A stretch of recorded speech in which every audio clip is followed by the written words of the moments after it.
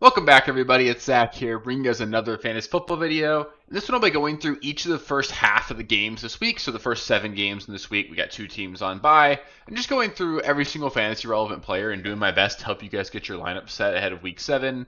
Tomorrow, so Friday, you guys will also get a video going over the final 8 games. I just like to sort of split this video up into 2 parts. It gives me the ability to get one extra day worth of practice reports and everything, so you get a little bit more information. But of course, I do need to get you guys information out before Thursday Night Football. Got a fun game this week. Friendly reminder as well. As always, if you have a player playing on Thursday Night Football, make sure you do not utilize your flex. Like, let's say you're starting Kenneth Gainwell tomorrow. Typically, he'd be a flex caliber player. You want to put him in your running back spot. That way, in case you've got an injury that pops up later in the week, you give yourself that extra flexibility for later on. So keep that in mind. And yeah, hopefully you guys enjoy the video. If you have any specific start-sit questions, let me know in the comments. I'll be happy to help you guys out there. And yeah, let's just get into it. So, like I mentioned, we're going to start things off here with Thursday Night Football, and we've got the Steelers at the Bengals. For the Steelers, Warren and DK both feel like must-starts. This is a really great matchup here against Cincinnati. Jaylen Warren looks like he's just clearly the best running back in Pittsburgh's backfield, and I think last week's usage was more a product of it just being his first game back, along with it just being a blowout. I know they only won by 14, but there was never any time during that game when that game was in doubt. They gave Caleb Johnson 6 carries. I don't think that's something that I really want to bet on continuing. Maybe this game's a blowout as well, but I think Jaylen Warren's a guy that could certainly just finish with 100 all-purpose yards and a touchdown if things break right. DK Metcalf really coming on, scored a touchdown in 4 straight weeks. You can't ask for a better matchup than a game against Cincinnati, so you're playing him. And because the matchup is so good, if you really have to, you could stream Aaron Rodgers. I do have one league. I've got Josh Allen. He's on bye this week. I am going to stream Aaron Rodgers in this one. So I'm personally doing it. I don't love it. I think, there are other options I'd prefer to go to, but you could certainly do it if you have to. Kenneth Gainwell, also an option. He's more of a flex tier kind of guy. You're going to need him to probably catch 5 to 6 passes to really make you happy, but he had 6 targets last week. You could get there this week. And then Jonnu Smith, the only other guy I would mention. I don't think I want to go there, but if you want to stream the tight end position, like I bet somebody other than DK scores a touchdown for the Steelers through the air this week. Could be Jonnu. If that happened, you'd obviously be happy if you start him, and they're manufacturing some touches for him, so you could go there. For the Bengals, Jamar Chase must start. T. Higgins and Chase Brown are both lower end options. I don't mind playing either one of them, but you don't have to either. I think that obviously you're playing Jaylen Warren over Chase Brown. Chase Brown's more of like that low end running back too. I think we get a little bit more upside with him, just with Joe Flacco under center. There's a little bit more touchdown upside here, but it doesn't make me super excited. I think in general, like Higgins is a flex play, and Chase Brown's like a low end running back too. But like I'd play him over guys like Bam Knight and stuff that you're picking up off the waiver wire and just desperately hoping to get points out of. So you could do worse than Chase Brown, but he's by no means like a locked in starter.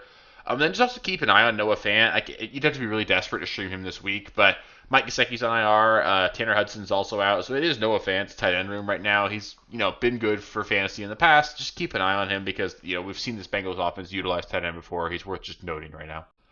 Next, we've got this week's London game. We've got the Rams at the Jaguars. Again, friendly reminder, this game is starting at 9:30 a.m. Eastern Time, 6:30 a.m. Pacific Time. So if you're like me and you live on the West Coast, make sure you're either setting an alarm early or just make sure that you're willing to live with the ramifications of potentially not having a guy that plays in this game. I expect to be without Puka in this one. Hopefully we get more clarity because it would really suck if we go into Saturday night and he's a game time decision because in that case you better be waking up before that game starts so that you can make sure he's available. But I think we're probably going to be without him, and in that case, Devontae Adams and Kyren Williams both are must-starts. They're must-starts with or without Puka. It's just they both probably get a slight bump if Puka's out. We're also going to probably be without Blake Corum in this one, so Kyren should just be in line for even more work. So you're playing those two guys for sure. Brian Thomas Jr. must start for the Jaguars. I feel okay about Travis Etienne in this one as well, but outside of that, you don't have to play anybody else in this game. Travis Hunter, a low-end flex option. I don't really want to go there, and I don't want to be playing either quarterback in this game either. So it's probably just Adams, Kyren, Brian Thomas, and Etienne, and then just check out there. Next up, we've got the Eagles at the Vikings. As gross as it is, I think you're probably just going to start every single Eagle in this one. They've all been kind of getting home, at least enough to the point where they're all worthy of being starters. It's just none of them have been good enough that you're like happy about where you drafted them, other than Dallas Goedert. Jalen Hurts, Saquon Barkley, both those guys are auto starts every single week. A.J. Brown, Devonta Smith, both are doing enough that you can play them. It's not been what you drafted them to be, but they're good enough. They've got enough upside. You can play them. This game could certainly be a game that sees a lot of points. And Dallas Goedert, it's tough to ignore at this point. I think you've just got to play him. I don't think it's going to continue all year, but he's on a bit of a heater right now. I can't imagine sitting him. For the Vikings, Jordan Mason feels like a safe start this week. It's a tough matchup against Philly. They should have Jalen Carter back in this one, so I don't necessarily love the matchup, but I was a little bit worried about Cam Scatterbo last week, and that didn't necessarily matter at all. So you're probably playing Jordan Mason as long as Aaron Jones is out, which he will be this week. Justin Jefferson, also a must start. I feel okay about Jordan Addison. I don't really care who plays at quarterback, to be honest. I would prefer for the pass catchers that Carson Wentz stays out there, but I think over the course of the entire season, there's maybe more upside with J.J. McCarthy. Immediately it's probably a bit of a downgrade, but, we're looking for these guys to peak in the playoffs, and I think J.J. McCarthy does maybe give them a ceiling they don't have with Carson Wentz. So I think both those guys are still probably in. Then T.J. Hawkinson's the only real question mark. I'd prefer not to play him.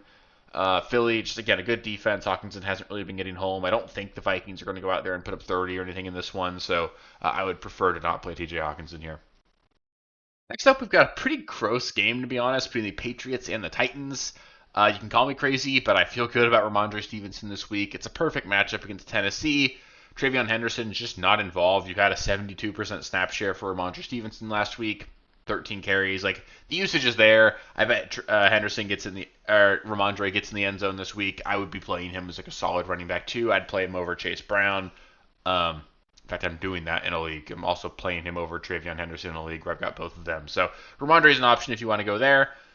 Drake May, I would start him. Again, really great matchup. He's playing out of his mind right now. Just offers you a pretty solid rushing floor, and the way he's slinging it, like, I can't imagine sitting him. The problem is it's tough to know who he's really going to throw the ball to. I kind of want to sit every New England pass catcher. If you have to play any of them, Stephon Diggs would still probably be my preferred option in the wide receiver room. Hunter Henry is always like a decent streaming option at tight end. He's not a guy that we're excited to start every single week. Booty, like a low-end flex play, could easily give you a 0, but there's upside there if you want to go there. For the Titans, you can legitimately sit every single Titan if you want to. Typically, we do see these teams get a bit of a bump in production after firing their head coach. Just a little bit of a boost of energy.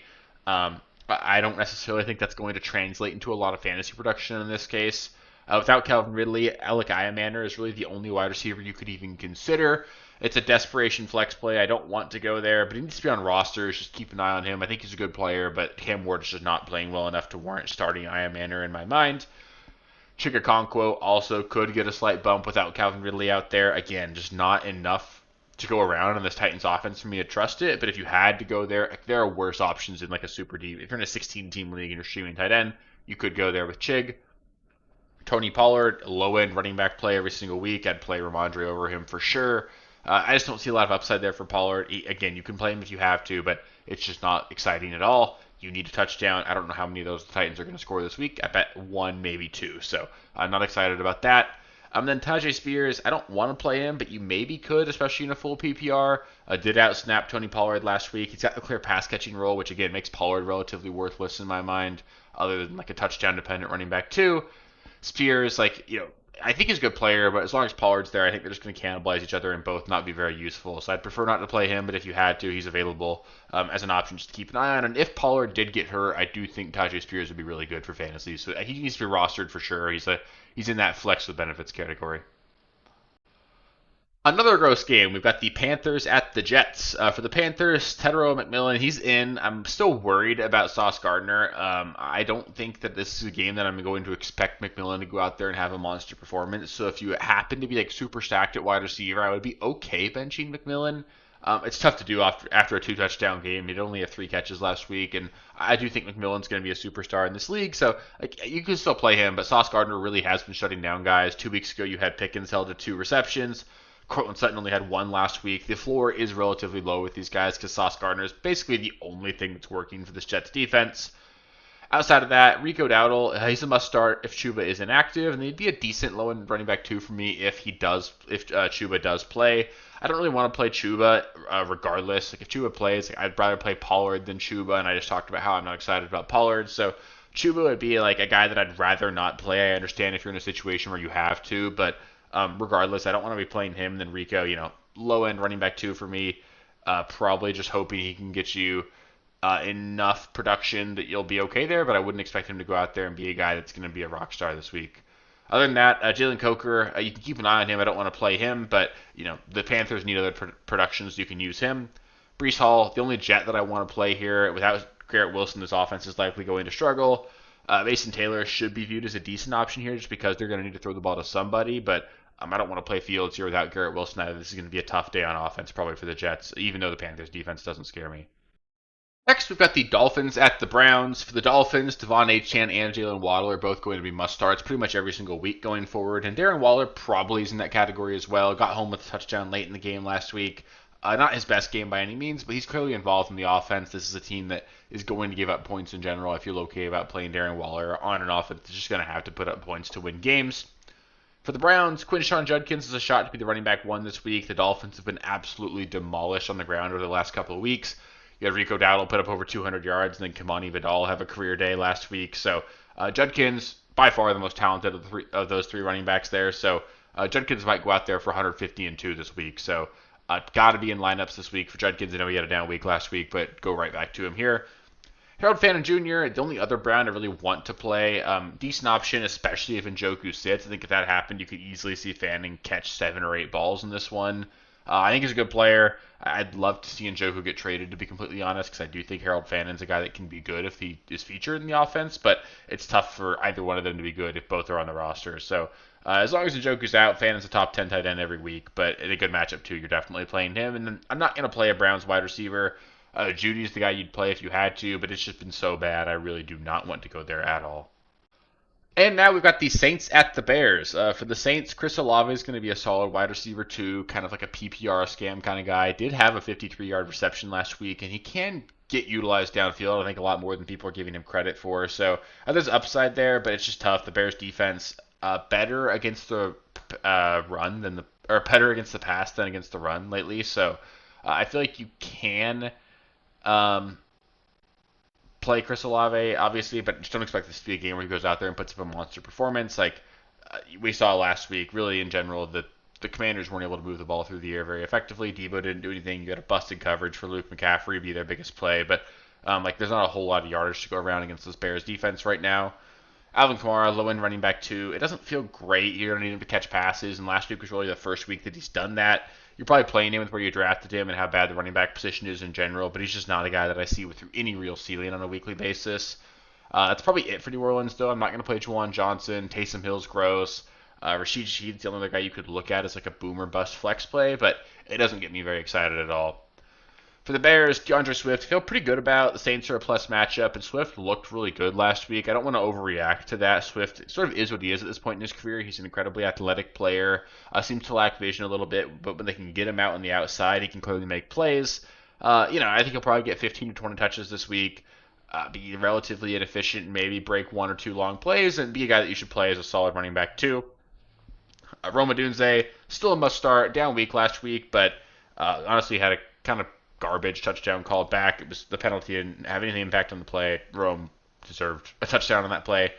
Little salty because it cost me a game, but I do think Rome Odunze is still a must start, especially if you've got DJ Moore out. He's just clearly the wide receiver 1 in this offense. Caleb Williams, fringe quarterback 1. Again, a plus matchup. We just saw Drake May take advantage of the Saints. I feel good about Caleb Williams this week. And then just keep an eye on Luther Burden. Had a better week last week. Zacchaeus was horrendous. So you could see more usage for Burden. And then DJ Moore is banged up as well. So there's an opportunity here for Luther Burden to emerge, and I do think he's a good player. So just keep an eye on him. He should be on rosters if he's not in your league. So that'll do it for starts and sits this week in at least part 1. Up next, I'll get into the second set of games. So we have 8 games to go over tomorrow, so stay tuned for that. If you want to make sure you don't miss that video, just make sure you subscribe to the channel. That way you can get notifications as new videos come out. Otherwise, if you have any specific start-sit questions, just let me know in the comments below. I do love interacting with you guys there. It's part of why I do this. It's part of what makes this fun, and hopefully it's helpful for you guys as well. So hit me up in the comments. I love interacting with you guys there. And then if you haven't already, give the video a thumbs up. It just helps me out quite a bit and helps me know that you guys are enjoying what I'm putting out. So I appreciate you guys, and I'll catch you guys with the next one. Peace. Thank you guys for watching. If you haven't already, please be sure to subscribe to the channel, like the video, check out these other videos here if you haven't. If you want more content, please feel free to follow me on Twitter at RealSteelFFB. I'll be more active on there as the season goes on. Thanks. Catch you later.